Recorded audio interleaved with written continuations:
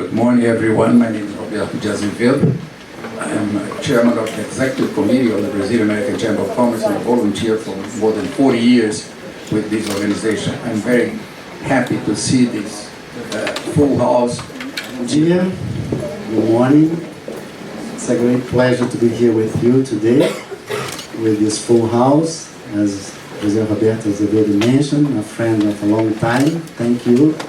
This is a partnership between the Chamber of Commerce, the Consulate General, and Agbara, a fund that promotes women in Brazil. And this is an initiative that we share, and we are very glad to be here today. Thank you, Ambassador. It's so good to hear those words. It's so reassuring that the Brazilian government can say that racial equality should be a daily effort. Shouldn't be a special program, shouldn't be once in a lifetime program, but it should be throughout government, consulates, embassies. And that's what we're here for also.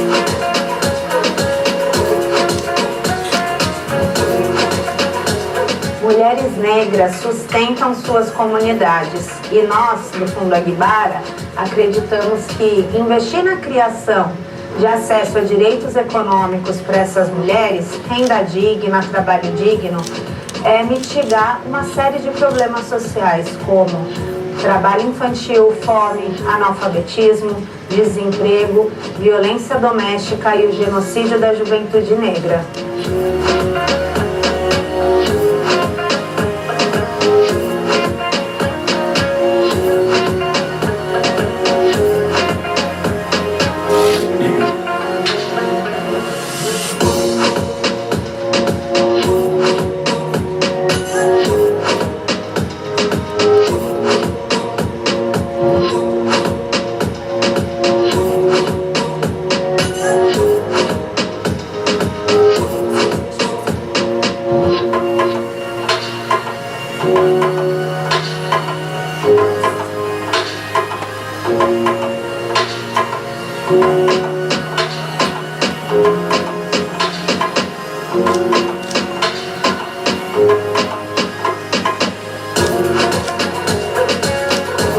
Agbara não foi só para mim, o Avançar Preta não foi só para mim, foi para toda a minha família. Eu consegui ter um retorno financeiro com a Aline. Esse projeto, dessas formações que vieram, que foram riquíssimas para as nossas vidas, para os nossos dias, para a nossa luta, e me fez ultrapassar mais um. Dizer assim, eu consigo sim. E eu vou, eu fui e eu tô aqui. Porque o conhecimento que eu tô ganhando aqui, ninguém nunca vai me tirar. Eu acho que é exatamente isso que me faltava para eu sair da precarização.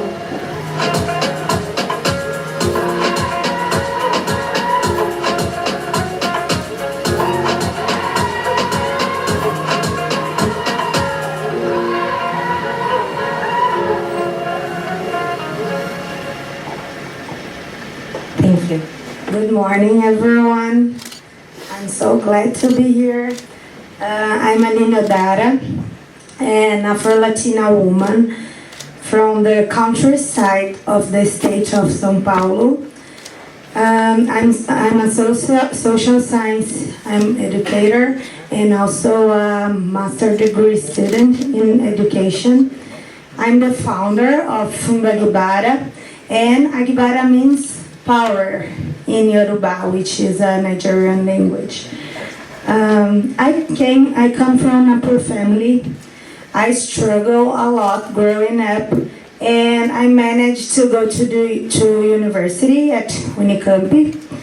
And when pandemic happened, I was finally in a good financial situation. And the numbers at that time showed me that Black women were the most impacted by the economic crisis. And we were the ones who most got fired, the ones who had their business closed, the ones who had the least access to health treatment, and the ones who were on the front line in the healthcare facilities. And not by chance, the first COVID death in Brazil was of a Black woman. So I decided to create an organization to support Black women to generate income. And with the credibility that I had in my community and also my articulation, I created this innovative organization that is the Fundo Agbara, and which has the mission of ensuring that Black women can access economic rights in Brazil. So I'd like you guys to imagine you have a low-paying job. You're probably a domestic worker. You're probably between your 20s and your 30s in Brazil. You live in your boss's house. You have no limitation for the hours that you work. So you start working when your boss's son wakes up, and you stop working when your boss's dinner is done. You have no job security. You don't know when you will be fired or till when you have that position. And you have no bargaining power for your salary. So as we are in the Chamber of Commerce and many of you work in companies, you can imagine how that would be called, in a formal job market. That's exploitation.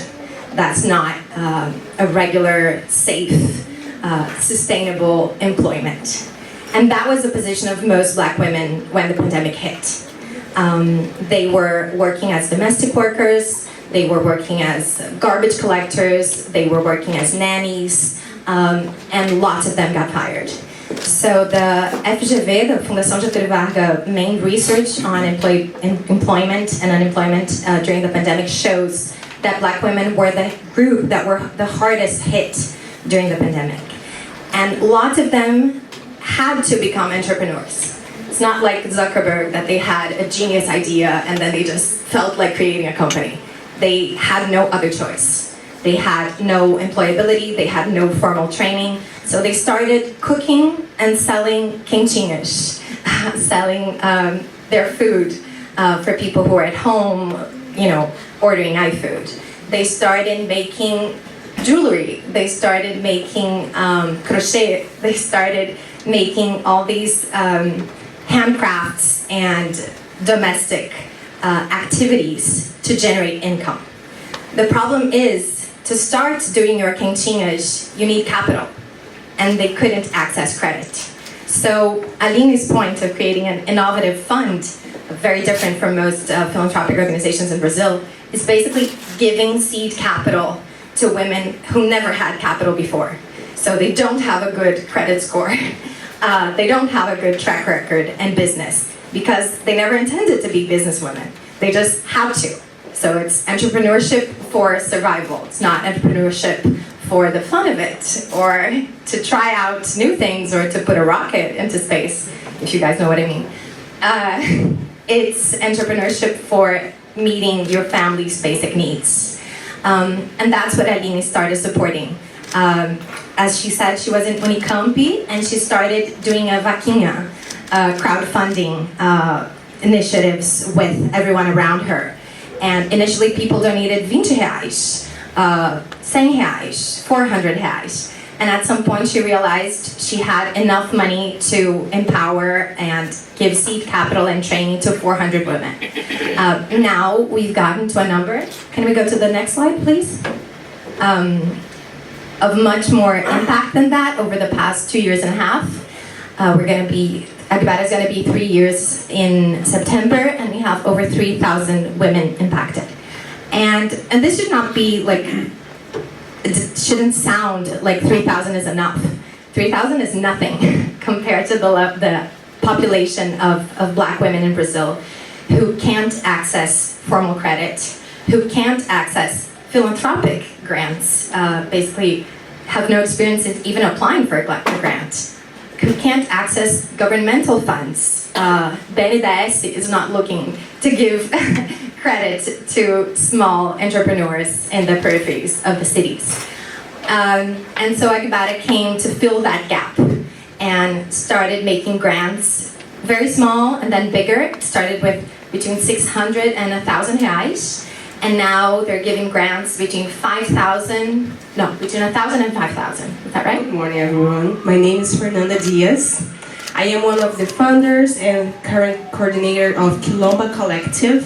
Kilomba Collective is a collective dedicated, stay there. It's a collective dedicated to center the perspective and realities of Black Brazilian people, especially Black women and girls, in their multiple identities in the international scenario, connecting with other Black women's movements in the African diaspora. Next. Today, we will talk about who we are, our vision, mission, relevance of our work and its impact, as well as talk about some of our current goals and projects. Super quickly, but I hope it will give you a little bit of a sense of how important it is to talk about Black Brazilian immigrants here in the city and in the United States as a whole. Kilomba is the first collective of Black Brazilian women in the United States. It was founded in November 2019 by a group of 5 Black Brazilian women who were born and raised in different regions of Brazil and met after moving to the United States. Fortunately, our initial meeting encounters, I would say, had to do with the assassination of Marielle Franco.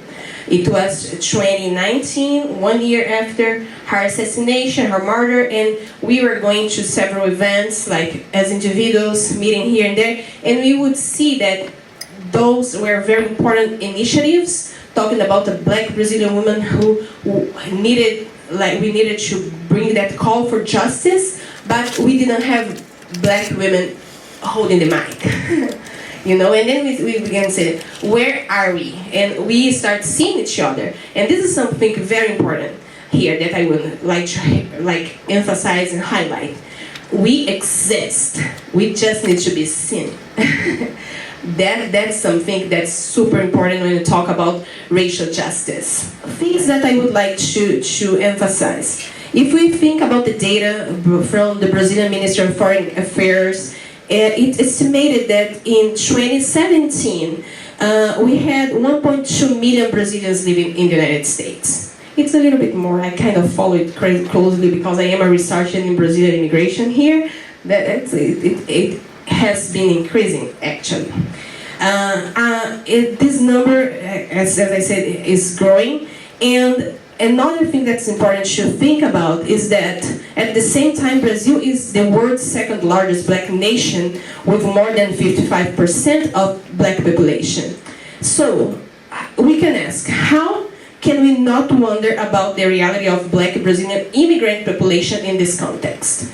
This is something that has been super demanding in terms of the research production, but also the social initiatives and several other fields where we need to pay attention to the immigrant life.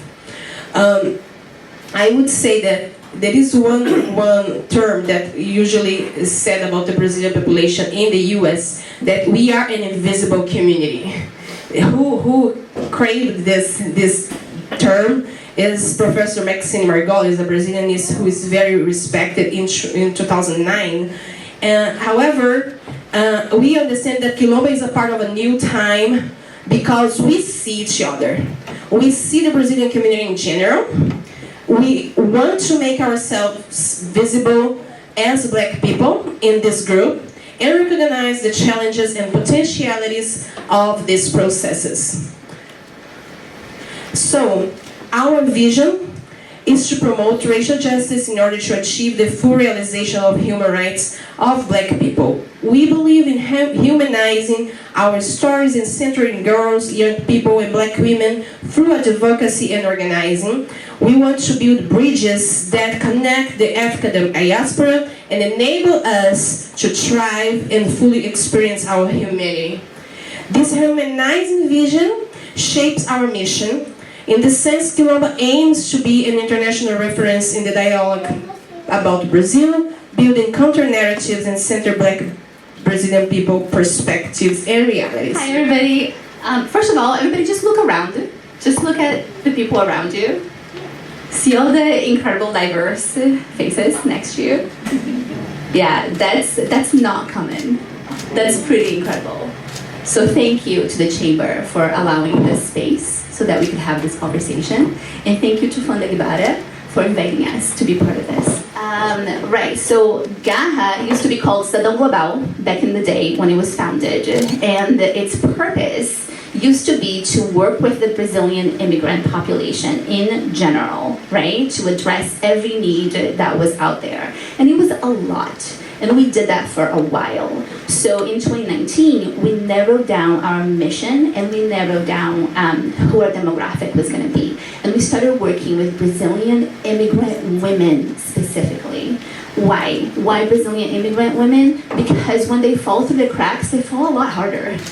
A lot harder, and it's a lot harder to get back up, right? And we see a lot of incidences of domestic violence, a lot of incidents of wage theft, a lot of incidents of barriers to employment, language, education. So we're here to help kind of lift some of those barriers.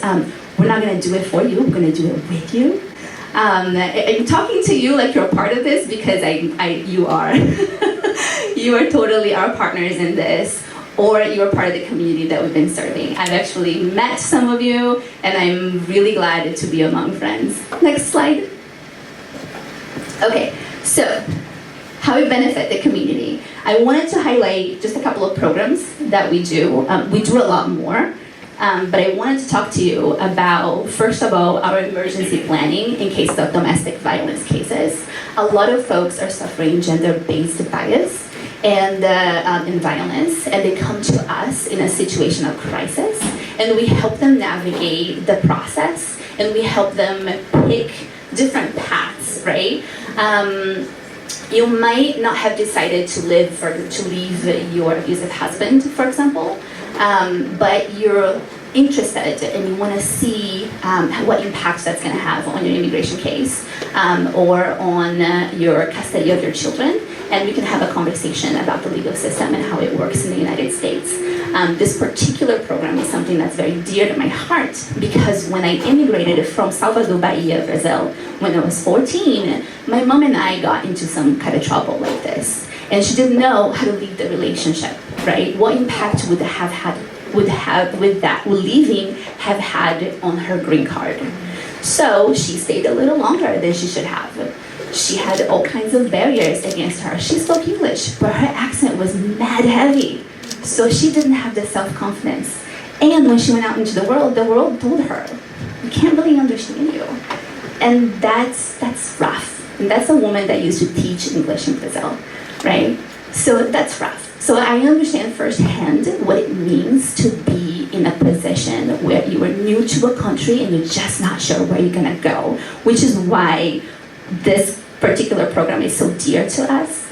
And we are offering domestic violence safety planning for anyone that's in a situation of abuse or perceived abuse, right? People don't have to touch you to abuse you. So we can talk about that. Answering Jose's question, he asked if how protected are you really against wage theft? Pretty protected in New York City especially, as well as New York State, especially if you're an employee. However, there are also safeguards for folks that are in domestic work. The industry that I most work with is folks who are facing economic difficulties because they might not be documented or they might not speak English. So a lot of the work that's left for these folks is domestic work. So that's the industry that I'm most familiar with. when it comes to wage theft. Those folks have actually a really great program of the city where there's an agency of the city, the Department of Consumer Affairs. They actually recently changed their name, so it's a bit different.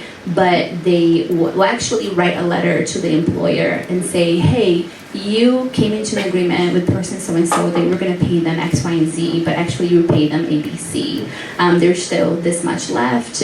When is it coming, right? So it's a little bit of a cease and desist letter that comes from the government. So people tend to get a little scared and pay up right away. And then if they don't, then it can escalate, right? But there's a series of evidence that takes. There's actually a lot of responsibility on the employer to keep track of what they're paying their employees and how long they work for, including folks that are domestic workers. So it's important to track everything, and I tell my clients as well, because they rarely know that they have to track when they come into work and when they leave and when they take lunch breaks and when they go somewhere else that's not work related, and how that's different than going somewhere else for your work, right? Or having to spend the night because you have to work, right? Since the very beginning, we are caring, we are paying attention about other kind of developments. The financial increase it is important to us, of course, but we also care about,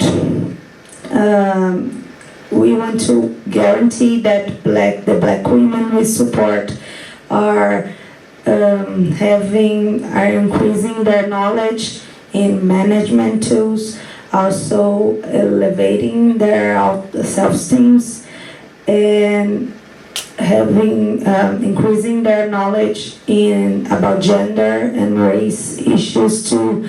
It is important to us. Also, it is important for that women that they know about how important it is articulate themselves as community. So in our 2 months journey, we offer a 2 months journey, and the financial support comes in the end of the program. We have technical training, also the citizen political training, and they have mentorship too. And we think too about legacy.